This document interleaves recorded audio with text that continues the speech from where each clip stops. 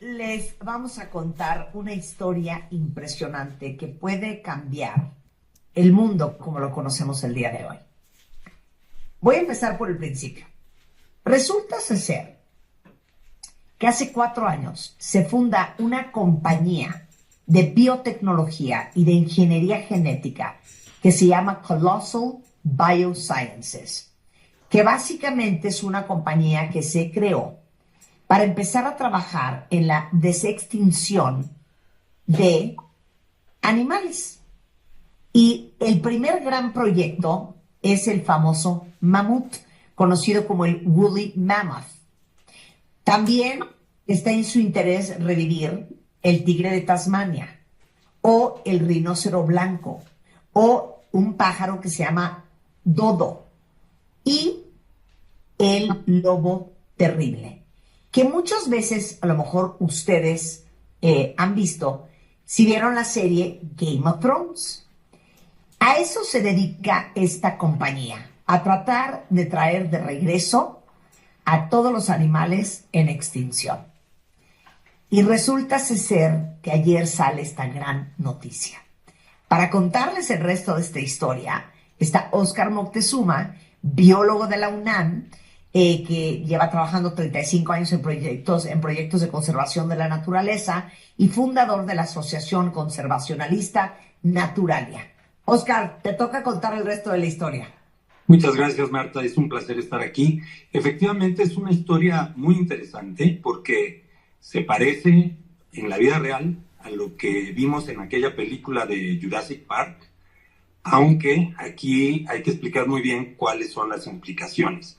Lo que estos señores están haciendo, perdón, a diferencia de lo que vimos en esa película, es ingeniería genética, manipulación de los genes de las especies para reconstruir, entre comillas, especies extintas, pero esta reconstrucción no es, digamos, del todo fiel, porque lo que están haciendo no es utilizar el material genético, el DNA de estos animales que ya se extinguieron, sino que están manipulando el DNA de especies que hoy en día sí están vivas para asemejarlo lo más posible al DNA de estas especies que ya desaparecieron. Entonces, lo que tenemos es, digamos, una versión manipulada de lo que era, en este caso, el lobo terrible. El lobo terrible, sí, era una especie que de hecho era similar al lobo, pero no era, en esencia no era un lobo. Era un cánido más relacionado con otros ancestros del lobo, y que tenía un aspecto muy similar al lobo, un poco más grande, más robusto, pero que pues por lo mismo se le denominó como lobo terrible. Uh-huh. Y lo que estos señores hicieron fue tomar un ADN del lobo gris actual. Primero extrajeron de huesos del lobo terrible, de fósiles del lobo terrible, extrajeron DNA, hicieron todo el mapa genético del lobo terrible. Esto es lo que se llama el genoma. De manera que pudieron comparar este mapa genético con el del lobo actual. Y entonces vieron dónde estaban las diferencias, en cuáles genes había cambios y había diferencias. Y entonces, con lo que se llama la ingeniería genética, manipularon el DNA del lobo actual para cambiar los genes que tenía el lobo terrible y cambiarlos en el lobo actual. Lo que obtuvieron fue, digamos, material genético que después traspasaron a un óvulo del lobo actual, y lo insertaron en este caso en un perro, para que hiciera, pues se desarrollara el embrión y finalmente nacieran pues estas muestras, digamos, actualizadas o manipuladas de lo que era el lobo terrible. Entonces lo que estamos viendo son ejemplares. Perdón, lo primero que me llama la atención es que, bueno, para empezar, toman el ADN del lobo gris, porque el lobo gris es qué porcentaje genéticamente igual al lobo terrible? Más del 90%. O sea, creo que es 98%, una locura así. Pero ¿por qué el embrión se desarrolla, bueno, los tres embriones, porque uno se llama Rómulo, otro se llama Remo, y el tercer cachorro, se van a morir de risa, Khaleesi, ya saben, el personaje de Game of Thrones, ¿cómo se llama? Emilia Clarke. Bueno, ¿por qué en un perro y no en un lobo, Oscar? Bueno, yo creo que esa es una razón de la facilidad de manipular a un perro, mucho más que a un lobo. Hay que recordar que el perro es un lobo domesticado. El lobo fue la primera especie que el ser humano domesticó hace 30,000 años. Entonces, en esencia, el perro es un lobo, genéticamente se parecen muchísimo, y es mucho más fácil manipular a un perro para, por ejemplo, los cachorros nacieron por cesárea y fue más fácil ir siguiendo el desarrollo de los embriones y los fetos cuando tenían un perro dócil, digamos, manipulable. Esa fue la razón principal. Pero si buscan otros animales que no tienen esa ventaja, digamos, por ejemplo, el mamut, pues van a tener que emplear animales que sean un poco más difíciles, elefantes en este caso, ¿no? Claro, que otra cosa es que nace Colossal Biosciences, cuentavientes, porque la idea de los dos fundadores, un millonario que se llama Ben Lamb y un ingeniero en genética que se llama George Church de la Universidad de Harvard hace 4 años, es justamente ver si pueden traer de regreso al mamut. Imagínense esa locura.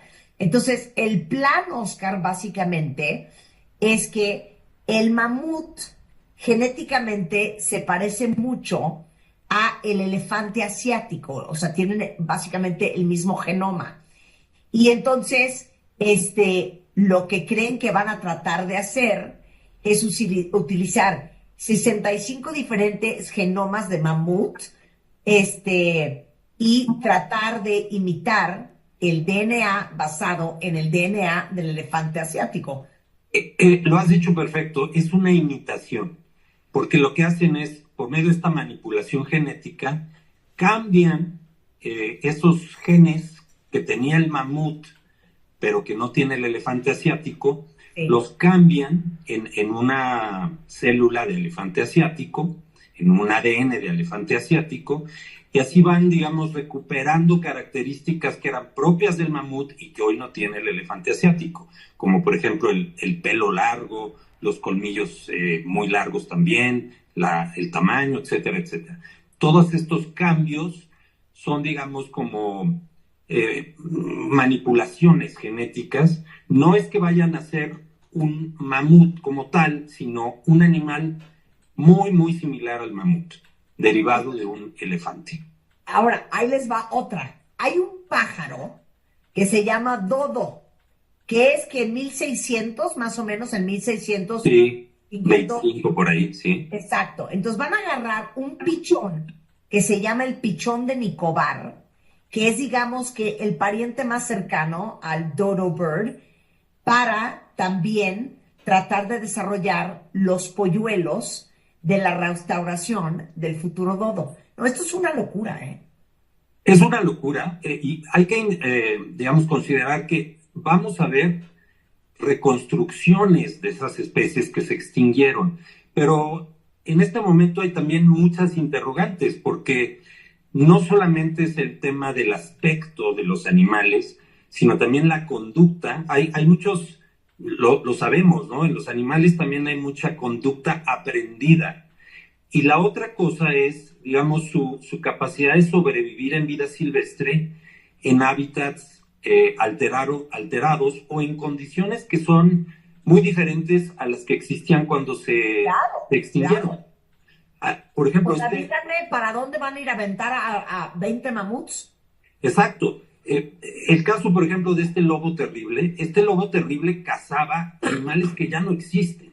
Cazaba al mamut precisamente, camellos salvajes, caballos salvajes, animales que hoy no existen, y estaba adaptado su organismo, su conducta, todo, para sobrevivir cazando este tipo de animales. Entonces, la interrogante es, bueno, ¿cómo podríamos lograr que estos animales se adaptaran a condiciones actuales cuando sus presas naturales ya no existen? Ya no existen. Ya no Cuando no es existe. el mismo hábitat, no es el mismo ambiente. El hábitat está modificado totalmente, ¿no? Claro, regresando, seguimos hablando de la desextinción y les vamos a contar, Óscar Moctezuma, biólogo de la UNAM y fundador de Naturalia, otra idea que trae Colossal Bioscience, que es el tigre de Tasmania, regresando en W Radio. ¿Y esto qué significa para los humanos? Eso significa que eventualmente, si se te muere alguien, el mundo de la ciencia va a poder volver a recrearlo al volver en W Radio. Estamos de regreso en W Radio en una conversación súper interesante sobre el futuro de la biotecnología y de las biociencias. Y está con nosotros Óscar Moctezuma, biólogo de la UNAM. Él es aparte fundador de una asociación conservacionista que se llama Naturalia, sobre la noticia que salió el día de ayer de que científicos de esta empresa gringa que está en Texas, que se llama Biotecnología Colossal Biosciences, lograron revivir al lobo terrible, a ese lobo blanco que sale en Game of Thrones, que se extinguió hace 13,000 años. Entonces, lo que hicieron, como explicó Óscar hace un momento, para darles un recap, es que tomaron, digamos que el genoma, el ADN del lobo gris, leyeron cuáles son los pedazos que son diferentes al del lobo terrible, que tomaron el ADN de un fósil y lo cambiaron y crearon a 3 cachorros, a Rómulo, a Remo y a Khaleesi, que hoy tienen 7 años. Y estos lobos terribles que vivían en el continente americano durante, que era el Pleistoceno. En el Pleistoceno, ¿no? Sí. Y que se extinguieron en la última glaciación, pues hoy en día están de regreso. Es una copia de ese lobo. Pero ahí no termina. Esta compañía ya empezó a trabajar en el genoma del mamut y del tigre de Tasmania y del pájaro dodo. Imagínense ustedes todo lo que viene a futuro. Pero un análisis muy interesante que acaba de decir Óscar es el riesgo de esto que se llama desextinción. Y vuelve nada más a recapitular la preocupación de que el mundo hoy no es el mundo de hace 13,000 años para estos animales. No, de ninguna manera. Yo creo que, por un lado, es apasionante, es excitante ver esta noticia porque abre un frente de batalla nuevo en la lucha contra la extinción. Pero, por ejemplo, el lobo terrible y el mamut, o el tigre dientes de sable, se extinguieron por causas naturales, por eventos naturales del planeta. Hay alguna especulación respecto a que el humano antiguo tuvo algo que ver también con la sobrecacería, pero eventualmente, pues, los cambios que hubo, como decías tú, después de la glaciación, los cambios en el ambiente, pues hicieron que su hábitat se modificara y no pudieran adaptarse. Entonces, fue una extinción natural. En la evolución de la vida así sucede. Las especies surgen, evolucionan y terminan desapareciendo después de un tiempo. Ahora, quizá la posibilidad más interesante de esta, pues digamos, tecnología que se llama desextinción es que nos ayude a recuperar especies que hemos extinguido los seres humanos en tiempos recientes, donde estamos seguros de que existe todavía el hábitat de esas especies, donde podemos reconstruir condiciones adecuadas y que quizá podríamos, pues sí, en este caso, revertir la extinción que nosotros mismos provocamos, ¿no?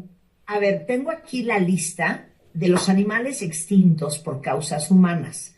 Está el dodo, del cual hablamos hace un momento, el tigre de Tasmania, que se extinguió oficialmente en el 36, la paloma migratoria por su caza masiva en 1914, la foca monja del Caribe del 52, porque destruyeron su hábitat y por la caza, y el rinoceronte negro del oeste de África, que se extinguió antier, en el 2011.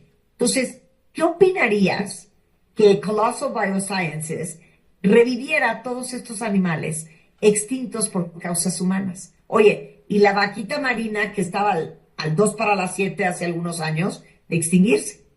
No, yo creo que esa es exactamente la posibilidad más interesante de esta tecnología, porque en muchos de estos casos que acabas de mencionar, tenemos material genético fresco, o sea, no, tenemos incluso tejidos, podemos tener el genoma, digamos, completo, preciso de estas especies que se extinguieron y tenemos la posibilidad, como decía hace un momento, de reconstruir su hábitat. O incluso en algunos casos el hábitat está intacto y solamente hay que reconstruir a la especie. Es el caso, por ejemplo, del tigre de Tasmania, que en realidad es un marsupial, está más emparentado con los canguros, y era el depredador tope, digamos, el más grande de la isla de Tasmania y de Australia, y se extinguió por cacería. Lo cazaban porque pues, lo acusaban de matar a los borregos. Pero el hábitat del lobo de Tasmania está ahí presente todavía, las presas nativas están presentes, entonces contraerlo de regreso mediante esta manipulación genética, ¿qué es lo que lograríamos? Tendríamos réplicas, no serían exactamente los mismos lobos de Tasmania, pero serían réplicas tan similares que pues nos permitirían, digamos, ocupar nuevamente su nicho ecológico. Ahora, estamos en el comienzo de todo este proceso y esto abre todavía muchas interrogantes. Hay mucha polémica en torno a este anuncio porque se dice, bueno, la conducta también, no se puede nada más asegurar la conducta mediante la genética. Hay mucha conducta que es aprendida. ¿Quién les va a enseñar a esos lobos, a esos animales, a las focas, a comportarse como son, ¿no? Necesitan todo un proceso de reentrenamiento, por así decirlo. Esta foca, la que mencionaste, la foca monje del Caribe, esa era una especie mexicana que se extinguió en los años 50 del siglo pasado, y su hábitat está ahí. Lo que pasa es que ahora está lleno de turistas, ¿no? Entonces, no tendríamos que hacer algo muy especial para apartar un pedazo del Caribe mexicano para que pudiera regresar ahí. Pero hay una especie muy, muy similar, una prima de la foca monje, que es la foca monje hawaiana. Ahí se podría reinsertar los óvulos de foca monje del Caribe. Y quizá esta misma foca monje hawaiana podría reentrenar a las focas monjes reconstruidas para que se comporten como tal y sepan qué cazar y sepan cómo escapar de los peligros, etcétera, etcétera, ¿no? Entonces, todo esto pues nos hace a los conservacionistas vislumbrar una posibilidad muy interesante, pero hay que recordar que esto tiene muchas limitaciones. La primera es que las especies se están extinguiendo a un ritmo muy acelerado y no podemos pensar que esta sea la solución. Se extinguen 3 especies por hora en el planeta, Marta. Por supuesto, 3 especies por hora. Esto incluye desde bacterias, hongos, animales invertebrados, hasta plantas y animales vertebrados superiores. Pero de todas maneras, lo que estamos, digamos, alterando y destruyendo es toda la red de la vida que mantiene vivas a todas las especies, incluido al ser humano. Entonces, pues ¿de qué sirve? Esa es parte de la polémica. ¿De qué sirve traer de regreso una especie cuando el resto de la cadena está desapareciendo o ya desapareció también? Entonces, son muchas implicaciones y muchos cuestionamientos, digamos, válidos respecto a esta nueva tecnología, pero sin duda creo que puede tener aplicaciones que hay que explorar y con mucha seriedad, pues, llevar a cabo, ¿no? Oye, me encanta que todos estén participando. Vao dice, ¿por qué le llaman desextinción si pareciera más bien que no están recuperando el genoma exacto? Más bien lo están recreando. Inclusive pues se podría decir que son especies nuevas. Tiene toda la razón. No es una desextinción en el estricto sentido.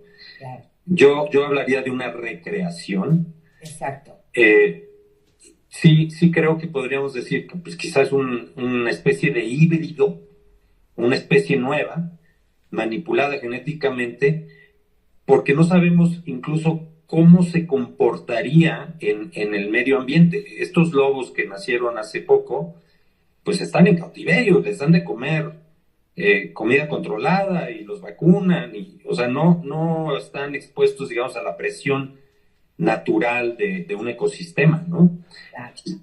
Todas esas interrogantes surgen y habrá que irlas analizando con el paso del tiempo, ¿no? 100%. Oigan, y aparte, Colossal Biosciences tiene estos 5 proyectos, son los animales de los cuales ya les conté, muy interesante, pero pues tienen otra lista muy enorme de animales que quieren traer de regreso. Lo que sí es impresionante, y decía yo antes del corte, es que imagínense ustedes, cuentavientes, si esto está sucediendo hoy, ¿cómo va a ser la biogenética en 30 años? ¿Será capaz la ciencia de reproducir seres humanos? Si Yo, imagínense ustedes perder a un hijo y que en 30, 40 años la biociencia pueda recrear a tu hijo y traerlo al mundo. yo creo que va a ser muy posible, si no es que ya lo es, Marta. Y bueno, lo que una posibilidad así nos confronta es las implicaciones éticas. Exacto. Tú imagínate, o sea, pierdes un hijo con todo el dolor del mundo y si te dijeran, oye, recreamos a tu hijo, necesitamos un óvulo tuyo, necesitamos información de tus genes y lo recreamos. Pero en esencia, ese nuevo hijo que van a recrear, en realidad no es el hijo que perdiste, es una copia. Entonces, las implicaciones de eso, las implicaciones éticas son muy profundas y quizá incluso implicaciones psicológicas que ahorita no podemos visualizar. ¿Cómo va a afectarse ese niño que va a ser, digamos, tratado y del que se va a esperar que se comporte como su hermano que murió hace no sé cuántos años? Claro. Todo eso es muy interesante, pero también es un poco aterrador, ¿no crees? Aterrador. O sea, de hecho, por eso existe la bioética, que básicamente es el estudio de todos los aspectos éticos de las ciencias de la vida, así como de las relaciones del ser humano con el resto de los seres vivos. Yo no sé si ustedes sepan, pero un caso muy, muy sonado hace algunos años es cuando Barbara Streisand se le mueren sus 2 perritos y ella manda a clonarlos, ¿ok? Y básicamente hoy tiene a 2 nuevos perros, que se llaman Miss Violet y Miss Scarlet, que son clones del Cotton Tuteliar que ella tenía. Completamente. Y bueno, yo creo que esos casos son más fáciles de asimilar, de digerir. No sé cómo se sentirá Barbara Streisand con esas réplicas de sus perros tan amados. Pero no es lo mismo hacerlo con animales que con personas. Claro. Y Y nada más para que se lo sepan, hay 2 compañías, una se llama Suam Biotech en Corea del Sur y ViaGen en Texas, que ofrecen el servicio de clonación de mascotas, más o menos cuesta $50,000 por mascota. Váyanse a pues la sí, locura. es una locura. Qué Pero interesante. bueno, la verdad es que las posibilidades que se abren para recuperar especies que recientemente perdimos y que además tenían un papel esencial. Por ejemplo, tú mencionaste el dodo. El dodo se casó en exceso y pues lo acabaron. Se vio, por ejemplo, que como consecuencia de la desaparición del dodo, cambió la composición de la vegetación en la isla de Mauricio. Y esto era porque el dodo era el animal que se tragaba el fruto de muchas de estas plantas y después las semillas pasaban por su tracto digestivo y las depositaba en diferentes lugares de la isla y así se regeneraba el bosque.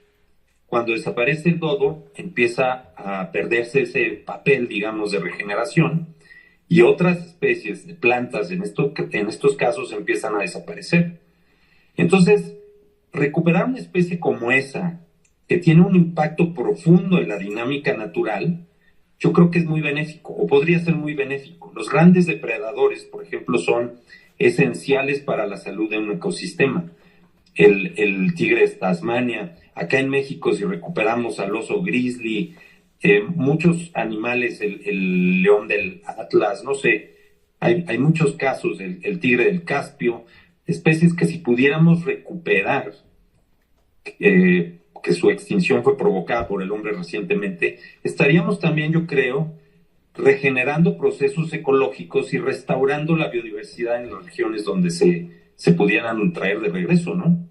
Oye, de los últimos que a mí particularmente me dolió mucho porque yo seguía la historia en Instagram, fue el rinoceronte blanco. Totalmente, Esto es totalmente. 2 años, ¿no? Sí, en el 2000, sí, hace 2 años, 3 años.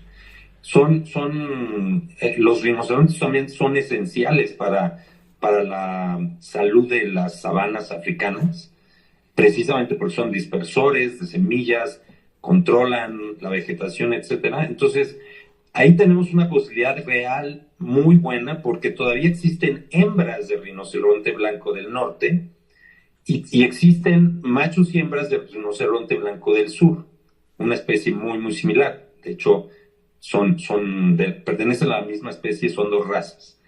Entonces, esta biotecnología sería súper útil para reconstruir y recuperar al rinoceronte blanco del norte que se acaba de extinguir prácticamente. Sí, no fue 2018, ¿eh? Y murió en Kenia. Y actualmente solo hay 2 hembras, Najini y Fatu, que son madre e hija. Pero Fíjate, esa especie estaba condenada a la extinción porque pues dos hembras no se pueden reproducir. A través de esta biotecnología quizá podemos salvarla todavía. ¿sabes qué? Déjame hacer unas llamadas a Colossal Biosciences Por favor. para hacerles ese carrito. Oye, Oscar, qué gusto siempre hablar contigo. Oscar Igualmente, Marta. es biólogo de la UNAM, dedicado enteramente a la conservación de la naturaleza. Es fundador de la Asociación Conservacionista Naturalia, que si ustedes aman la naturaleza, aman a los animales, son conservacionistas de corazón, híjole, naturalia.org.mx siempre necesita donativos para hacer el increíble trabajo que siempre hacen. Entonces, si ustedes se meten a naturalia.org.mx, cualquier peso es más que bienvenido, porque de verdad hacen un trabajo extraordinario. Y bueno, las grandes fundaciones de eso padecen, de encontrar los recursos para seguir defendiendo en lo que creen. Y les repito, naturalia.org.mx, naturalia-ac en Twitter o naturalia-ac en Instagram. Gracias, Oscar. Muchas gracias a ti, Marta. Encantado. Un gran abrazo.